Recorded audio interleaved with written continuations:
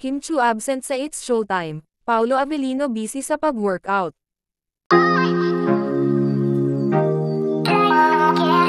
Absent si Kim Chu sa It's Showtime kung saan ay nakapost ito sa kanyang Instagram kung saan ay may shoot ang Chinita Princess, may kasamang picture pa nga si Kimi na nasa sasakyan ito, pero kung pagbabasihan ay sapatos lang ang kanyang pinapakita na may nakalagay na caption na, "Shoot day, feeling nervous, and excited with heart emoji." Posibleng nag-workout muna ito kasama ni Pao, dahil pag nag-workout si Pao ay talagang kasama niya si Kimi.